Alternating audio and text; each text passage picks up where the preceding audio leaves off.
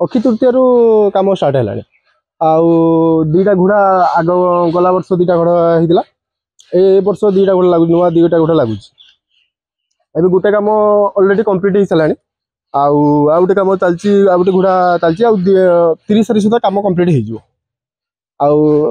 ठाकुर आशीर्वाद चलती रथर कम आ किसी बाकी नहीं खाली कलर कलर कलर सब कम बाकी अच्छी कलर सब चलती। जगतर नाथ श्री जगन्नाथଙ୍କ रथयात्रा ପାଇଁ एबेठारु चलचंचल होई पड़िलानी तृतीय श्रीक्षेत्र कहुवा बालेश्वर जिल्लार नीलगिरी। तेणु नीलगिरीर प्रसिद्ध रथयात्रा ପାଇଁ जोरदार प्रस्तुति चली जहाँकि गोटे पटे रथ निर्माण कार्य चली बेले आउ गोटे पटे रथदाण्ड एवं नाल नर्दमा सफा करा जाउछि। सेहीपरि आलोक व्यवस्था सांगकु पानीय जल जोगाई देबा ପାଇଁ समस्त प्रकार व्यवस्था करा जाउछि। प्रशासन ठारू आरंभ करी ठाकुर महल मध्य एही प्रस्तुति रे लागिछंती। सेपटे शांति श्रृंखलार सहित घोषयात्रा सारिबा ପାଇଁ प्रशासनर प्रथम पर्याय बैठक मध्य अनुष्ठित होई जाइछि। अन्यपटे 18 ऊर्ध्व महारणांक द्वारा 14 चक 12 फुट उच्चता और 39 फुट विशिष्ट रथ निर्माण चली। रंग कारीगरंक द्वारा सारथी घोड़ा रथर चारमाल आदिर रंग दिया कार्य संपन्न होइछि।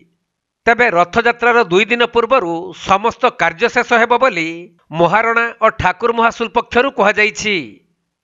रथ काम आगे चली सुरखुर 15-16 जन कारीगर लगिकी कार्य रथ कार्य निर्माण करुचंती। प्राय 70-80 भाग काम सरिलाणी आउ 20 भाग काम आमे 5 तारीख सुधा देवार लक्ष्य रखीचु। तेणु विशेष किसी असुविधा नहीं काम ठीक भाव चली। नव यौवन दर्शन प्रायतः एका दिन पड़ुची से दिन पहंडी एवं नव यौवन दर्शन भी मध्य रही व्यवस्था पानीय जलर व्यवस्था रही। आमर स्वास्थ्य सेवा मध्य टेम्पराली जोगई दिया आउ अन्य कार्यक्रम रही। इलेक्ट्रिक पर्याप्त परिमाण रखाई। तेबे रथयात्रा देखिबा सहित रथ टाणिबा लगी नीलगिरीवासी एबेठारु दिन गणिबाकु लागिलेनी। प्रतिवर्ष रथ समय रे नीलगिरी होई उठे चलचंचल। भजन संध्या सांगकु मेला मध्य बसी थाए। तेणु बहु दूर दूरांतरु लोक माने आसी श्रीजीवଙ୍କୁ दर्शन करिबा सहित मेला बुली घर करणा सामग्री किनिबा पई गहली लगांती।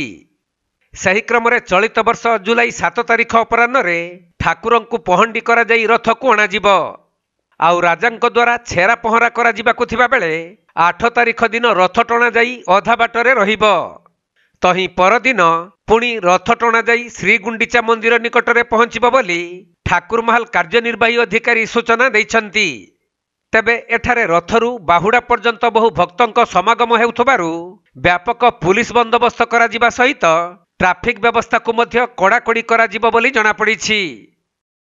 घोषयात्रा आमे रथ टाणीबु जो तृतीय श्रीक्षेत्र नीलगिरी यार बहुत नीति नियम अच्छी बहुत पुराण वर्णित ये श्रीक्षेत्र 1752 मसीह आमर मंदिर प्रतिष्ठित राजेन्द्र चंद्र मद्रा बापा किशोर चंद्र मद्रा हरिचंद्र करते 3टा 45 4टा 15 भितर रथ टଣା कार्य होता है। जदि पाग खराब थाए मेघ वर्षा ने लेटर पड़े आमर ये पुरी गोटे दिन निए 2 दिन हुए। प्रथम दिन पहंडी हुए से दिन रथ टଣା जाए। द्वितीय दिन रथ आम 7 तारीख पहंडी कि रथ टଣା नुहे 8 तारीख दिन रथ टଣା जाए अधा बाट रही रेस्ट 9 तारीख दिन टଣା गुंडीचा मांग मंदिर पहुँचे। उत्सव मुखर आगु बाहर आसला बहुत दुकान पत्र एवं कमीगला कारण प्रशासन कटना केवल मौसी माँ मंदिर पाखे जो पड़िया अच्छी सेठी जो पड़िया टिकट काटिकी रसीद नहीं से दुकान कर पथ प्रांत दुकानी संख्या कमी जाइए।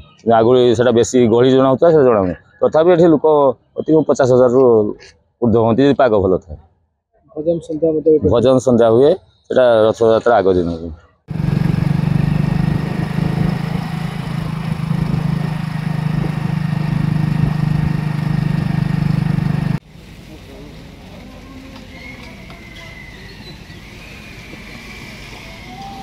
Ini